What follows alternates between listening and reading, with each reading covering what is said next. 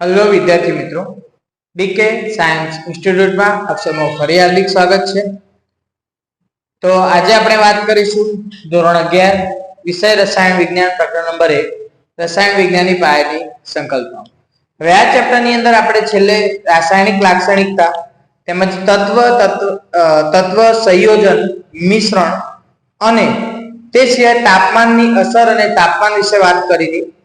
તાપમાન તો કે જેની અંદર SI એકમ કેલ્વિન હતો, તે સિવાયના બે અન્ય એકમો સેલ્સિયસ અને ફેરનહીટ હતા અને તેને સંબંધ દર્શાવતા સૂત્રો સુધી આપણે જોયું। તો આજના વિડિયો લેક્ચરની અંદર હવે પહેલા વાત કરી દઉં કે હવેથી જે પ્રકરણની શરૂઆત થાય, હવે મેઇન એક્ચ્યુઅલ જે પ્રકરણ છે, મતલબ કહેવાનો અર્થ કે જે ઇમ્પોર્ટન્ટ છે પ્રકરણની અંદર, એની શરૂઆત હવે થશે। તો એનો પહેલો ટોપિક છે રસાયણ વિજ્ઞાનના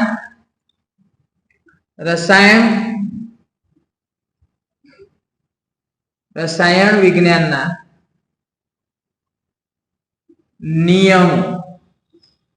હવે તમે એમ કહેશો સર આવો તો કોઈ નિયમ જ નહીં। રસાયણ વિજ્ઞાનની અંદર જે પ્રક્રિયા થાય, કઈ પ્રક્રિયા થાય? રાસાયણિક પ્રક્રિયા, એટલે એવું કહેવાય રાસાયણિક પ્રક્રિયાના સંયોગીકરણના નિયમો। ચલો હવે સમજો। હવે જ્યારે કોઈ પણ રાસાયણિક પ્રક્રિયા તમે કરો તો રાસાયણિક પ્રક્રિયા માટે એક બેઝિક કોન્સેપ્ટ આપણને ખબર છે કે પ્રક્રિયક જોઈએ, પ્રક્રિયકમાં ભાગ ભજવનાર કે ઉદ્દીપક જોઈએ, બરાબર?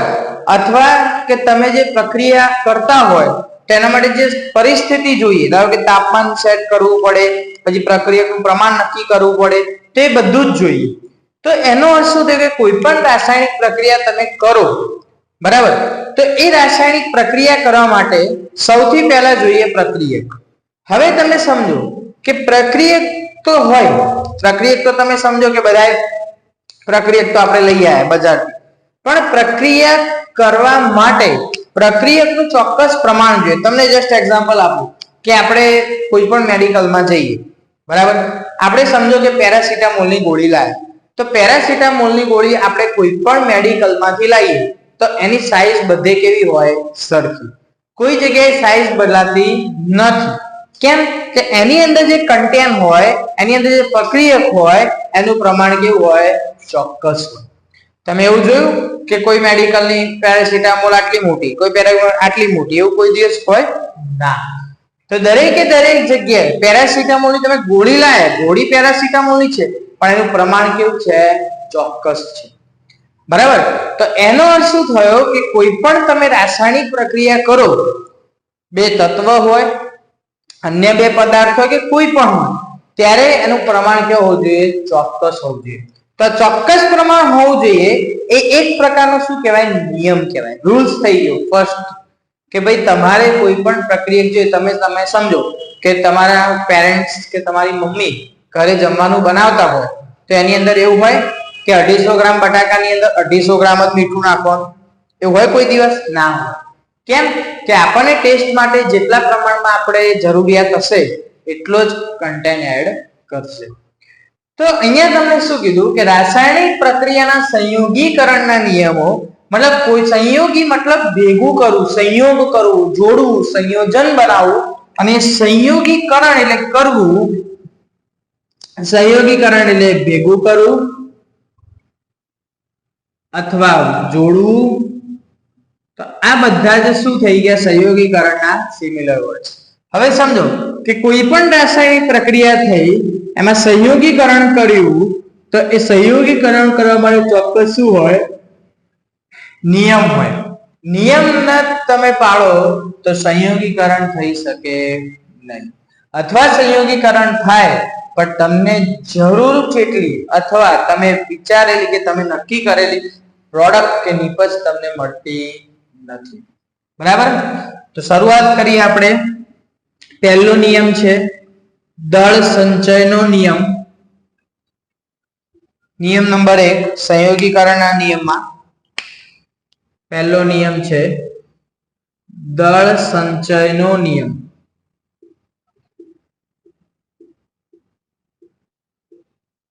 ચલો હવે અહીંયા સમજો દળ સંચયનો નિયમનો અર્થ શું થાય. તો પહેલા તમે સમજો કે દળ એટલે વજન. કોઈ પણ તમે રાસાયણિક પ્રક્રિયા કરશો તે રાસાયણિક પ્રક્રિયામાં તમે પર્ટિક્યુલર શું લેશો? પ્રક્રિયકનું દળ લેશો, વજન લેશો, બરાબર. અને સંચયનો મતલબ શું થાય? સચવાવું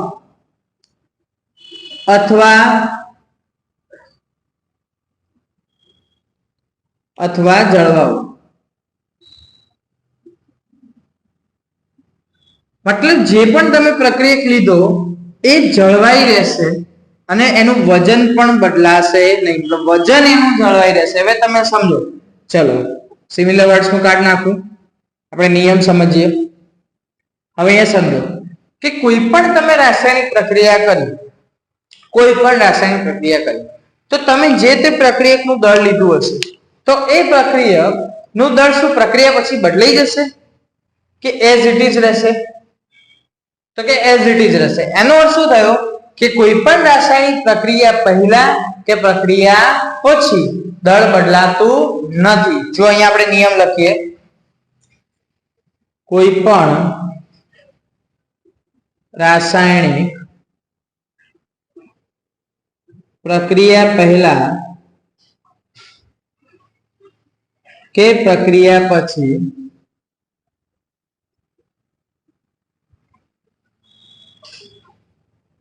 પદાર્થનું દળ બદલાતું નથી તે નિયમને દળ સંચયનો નિયમ કહે છે. ચલો આગળ જોઈએ. હવે આપણે એક્ઝામ્પલ લઈએ. ધારો કે CO2 તો કાર્બન વત્તા ઓક્સિજન તો બંને ભેગા થઈને શું બને? Carbon dioxide. હવે અહીંયા સમજો કાર્બન એટલે એનું પરમાણ્વીય ક્રમાંક ખબર છે 6 અને પરમાણુ દળ કેટલું? 12. આનો પરમાણુ ક્રમાંક ઓક્સિજનનો 8, પરમાણુ દળ કેટલું? 16. અહીંયા બે ઓક્સિજન છે એટલે કેટલા થશે? 32. તો 12 + 32 કેટલા થયા? 44 થયા. તો એનો અર્થ શું થયો કે આપણે CO2 બનાવવા માટે કાર્બનનું પ્રમાણ 12 ગ્રામ લીધું અને ઓક્સિજનનું પ્રમાણ 32 ગ્રામ લીધું. એટલે ટોટલ વજન આપણે કેટલા ગ્રામ લીધું? 44 ગ્રામ. હવે જ્યારે પ્રક્રિયા થઈ બની શું ગયો? Carbon dioxide. તો પણ તમે જુઓ કાર્બનનું વજન કેટલું રહ્યું? 12. ઓક્સિજનનું કેટલું રહ્યું? 32 ગ્રામ. તો પણ ટોટલ વજન કેટલું થયું આખા સંયોજનનું? 44 ગ્રામ. તો એનો અર્થ શું થયો કે પ્રક્રિયા પહેલા તમે જે કન્ટેન્ટ લીધા હતા એના વજન અને પ્રક્રિયા પછીના જે નિપજ તમને મળી એનું પણ વજન કેવું છે? સરખું. અહીંયા લખીએ, અહીં CO2 ના અહીંયા લખીએ CO2 ને લખીએ. ચલો અહીં કાર્બન અને ઓક્સિજનનું દળ પ્રક્રિયા પહેલા અને પ્રક્રિયા પછી સમાન રહે છે. તમે કોઈ પણ ઉદાહરણ લઈ લો. ધારો કે આપણે H2O વિચારો તો H2 + 1/2 O2 તો શું કહેવાય? H2O. તો હાઇડ્રોજન કેટલું? 2. ઓક્સિજન એક જ ગણાશે એટલે કેટલું? 16 ગ્રામ. હાઇડ્રોજનનું 2 ગ્રામ. તો અહીંયા પણ ટોટલ કેટલું થયું? 18 ગ્રામ થયું. તો અહીંયા પણ ટોટલ કેટલું થશે? 18 ગ્રામ. તો જુઓ ખ્યાલ આવ્યો? મતલબ કોઈ પણ રાસાયણિક પ્રક્રિયામાં પ્રક્રિયા પહેલા કે પ્રક્રિયા પછી પદાર્થનું દળ બદલાતું નથી તે નિયમને દળ સંચયનો નિયમ કહે છે. ઓકે, સ્ક્રીનશોટ લઈ લો. લખો હોય તો લખી દો બેટા. ચલો આગળ જોઈએ.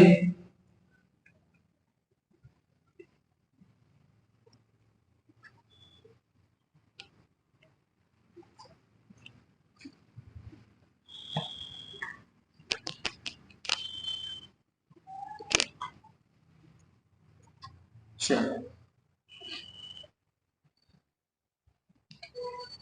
બીજો નિયમ છે ડાલ્ટનની અભિધારણા.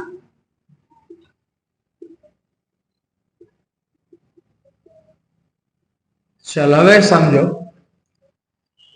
પહેલા તો હું તમને વાત કરી દઉં કે ડાલ્ટન એ પોતે કોઈ વૈજ્ઞાનિક નતો. ડાલ્ટન એ પોતે એક લંડન યુનિવર્સિટીનો સામાન્ય એક શિક્ષક હતો અને જેને પોતાના શોધની અંદર એને અભિધારણાઓ આપી. પણ હા, એક વસ્તુ હું તમારી જોડે ક્લિયર કરી દઉં કે અત્યારે તમે જોવા જાઓ તો આ અભિધારણાઓ અમુક ખોટી છે, અમુક સાચી છે. પણ જ્યારે એને અભિધારણાઓ આપી હતી ત્યારે પ્રોટોન, ઇલેક્ટ્રોન અને ન્યુટ્રોન પરમાણુ 3 ઘટકોનો બનેલો પ્રોટોન, ઇલેક્ટ્રોન અને ન્યુટ્રોન કે જેની શોધ નથી થઈ. એને ક્યારે આપેલી? તો 18મી સદીની શરૂઆત. 18મી સદીની શરૂઆતમાં 18મી સદીની શરૂઆતમાં એને અભિધારણા આપી. પણ એ વખતે પ્રોટોન, ન્યુટ્રોન અને ઇલેક્ટ્રોનની શોધ નથી થઈ, એટલા માટે એ અભિધારણા એ વખતે સાચી ગણાતી. હવે એને એમ કીધું, પહેલી એની અભિધારણાની આપણે શરૂઆત કરીએ તો પહેલા એને એમ કીધું કે કોઈ પણ પદાર્થ, ધારો કે તમે સમજો કે હું અહીંયા એક બોક્સ દોરું. હવે આ બોક્સનો મેં એક નાનો ટુકડો કટ કર્યો, એકદમ નાનો, બરાબર. એને પણ હજી કટ કર્યો, આટલો કર્યો. તો કોઈ પણ પદાર્થનો નાનામાં નાનો ભાગ અથવા અતિ સૂક્ષ્મ ભાગ, તે પદાર્થનો શું કહેવાય? પરમાણુ. એને એવું કીધું પરમાણુની વ્યાખ્યા કે કોઈ પણ પદાર્થનો નાનામાં નાનો અથવા અતિ સૂક્ષ્મ ભાગ જે આપણે નરી આંખે જોઈ શકતા નથી, તે પદાર્થને શું નામ આપ્યું? પરમાણુ. તો અહીંયા આપણે લખીએ કે કોઈ પણ પદાર્થનો નાનામાં નાનો ભાગ અથવા અતિ સૂક્ષ્મ ભાગ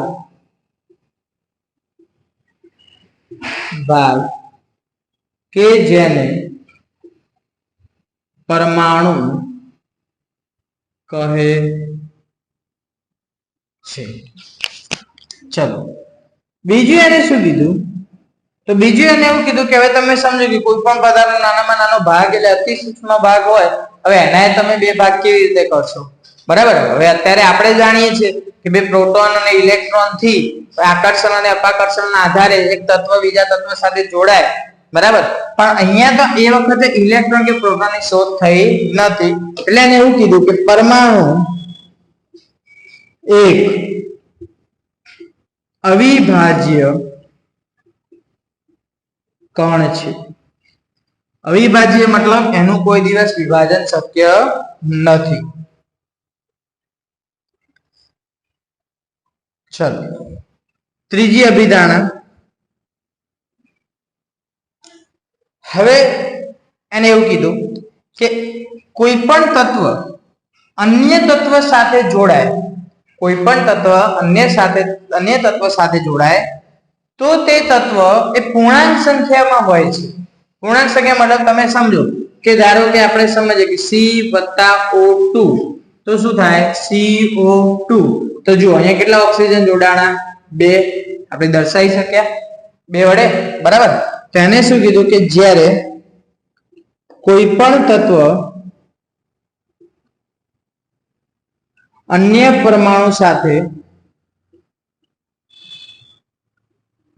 સાથે જોડાય ત્યારે તે તત્વ સાદી પૂર્ણાંક સંખ્યામાં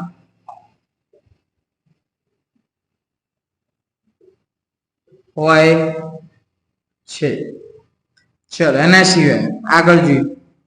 પછી એને એવું કીધું કે એક જ પ્રકારના તત્વોના અથવા એક જ પ્રકારના પદાર્થોના પરમાણુ સરખા હોય છે. ધારો કે તમને એક્ઝામ્પલ આપું કે તમે પ્લાસ્ટિકની 3-4 વસ્તુઓ લો, બરાબર. તો એના બધા જ પરમાણુ શેના હશે? પ્લાસ્ટિકના હશે. લોખંડની 3-4 વસ્તુઓ લો તો એના બધા પરમાણુ શેના હશે? લોખંડના હશે. તો એ ધારણા એની સાચી હતી. કેમ કે એક જ પ્રકારના પદાર્થ હોય તો એમના પરમાણુ પણ કેવા હોય? સરખા હોય. તો એક જ પ્રકારના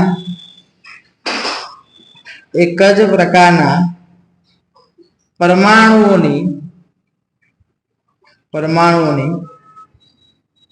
એક જ પ્રકારના પરમાણુઓ સમાન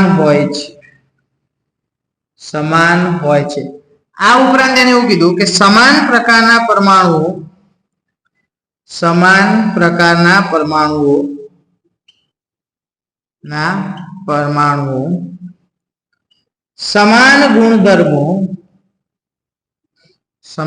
ગુણધર્મો ધરાવે છે.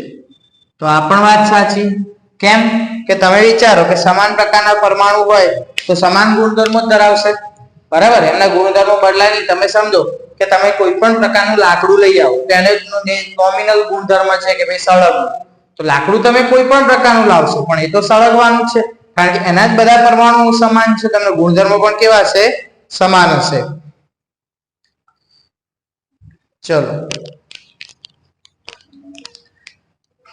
તો વાત થઈ આ ડાલ્ટનની અભિધારણાઓ. હજી એક અભિધારણા છે કે ભાઈ સમાન પ્રકારના પરમાણુનું વજન પણ સમાન હોય. તો એ તો ઓબ્વિયસલી કે તમે જ સમજો છો કે ભાઈ પરમાણુ સમાન હોય, ગુણધર્મો સમાન હોય, તો વજન પણ કેવું હોય? સમાન જ હોય. કે વજન એક પ્રકારનું શું કહેવાય? ગુણધર્મ જ કહેવાય, બરાબર? ચલો,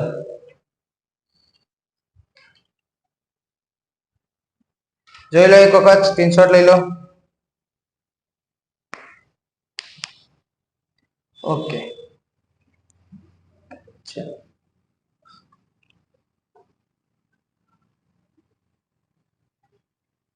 ત્રીજો નિયમ જોઈએ.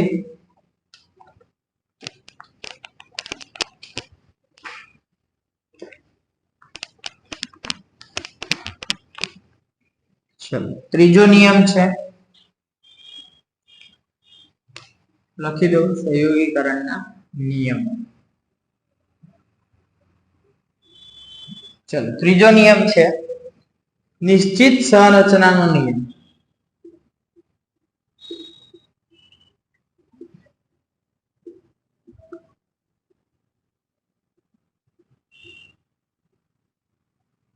ચલો, નિશ્ચિત સંરચનાનો નિયમ કોને કહેવાય? સમજો બેટા. ધારો કે તમે સમજી લો કે હું તમને નોર્મલ એક એક્ઝામ્પલ આપું. અહીંયા હું એક્ઝામ્પલ આપું. ધારો કે પાણી હોય, શેના વડે આપણે દર્શાવીએ? H2O. હવે હું એના અન્ય સ્ત્રોત લખું. પાણી આપણને કઈ કઈ જગ્યાએથી મળી શકે? તો જો કૂવામાંથી, તળાવમાંથી, નદીમાંથી, દરિયામાંથી અને અન્ય સ્ત્રોત. વરસાદ પણ લખી શકાય. હવે તમે સમજો કે તમે કૂવાનું પાણી લેશો, તળાવનું લેશો, નદીનું લેશો, દરિયાનું લેશો કે અન્ય કોઈ જગ્યાનું લેશો, તો દરેકની અંદર એની અણુ રચના શું થશે? H2O. આણ્વીય સૂત્ર શું થશે? H2O. એનું આણ્વીય દળ પણ કેટલા ગ્રામ થશે? 18 ગ્રામ થશે. તો એનો અર્થ શું થયો? સમજો ખાસ. H2O 18 ગ્રામ, આણ્વીય દળ પણ સરખું થયું. અંદર રહેલા તત્વોની સંખ્યા પણ કેવી રહી? સરખી રહી. હાઇડ્રોજન પણ 2 અને ઓક્સિજન 1. તો એનો અર્થ શું થયો? કે વરસાદ આવ્યો એ તો કુદરતમાંથી પાણી આવ્યું, કુદરતી રીતે આવ્યું. દરિયો છે કુદરતી રીતે બન્યો, આપણે બનાવ્યો નથી. નદી પણ કુદરતી રીતે. અથવા તમે કોઈ લેબની અંદર પ્રક્રિયા કરી H2+1O2 કરી તમે પાણી બનાવશો તો પણ એનું અણુસૂત્ર શું આવશે? H2O. તો એનો અર્થ શું થયો? કે પ્રાઉસ્ટે આ નિયમ આપ્યો હતો કે નિશ્ચિત સંરચનાનો અર્થ એવો થાય કે જે પદાર્થો કે એવા કેટલાક સંયોજનો કે તમે માનવ સર્જિત રીતે બનાવો અથવા તમે કુદરતમાંથી મેળવો, તો એ તમામે તમામ પદાર્થ કે સંયોજનની અંદર રહેલા પરમાણુઓ કેવા હશે? નિશ્ચિત હશે. પરમાણુની સંખ્યા બદલાતી નથી.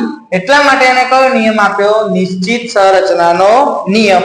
તો જો અહીંયા નિયમ લખીએ. જો કોઈ પદાર્થ માનવ સર્જિત હોય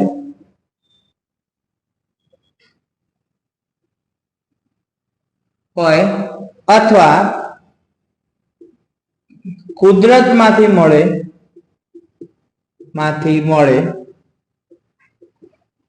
તો તેમાં રહેલા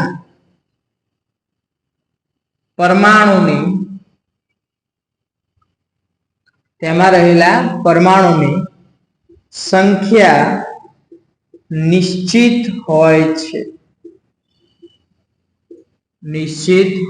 છે આ નિયમને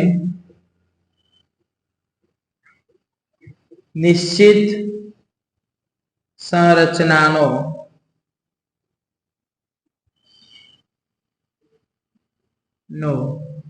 નિયમ કહે છે. જોયો બેટા, લખી દો એકવાર. ઓકે, તો આ વિડીયોમાં આટલું રાખીએ. હજી બે નિયમ બાકી છે, સહગુણક પ્રમાણનો નિયમ અને સંયોજિત ભાગનો નિયમ, જે આપણે આવતા વિડીયો લેક્ચરમાં જોઈશું. Thank you.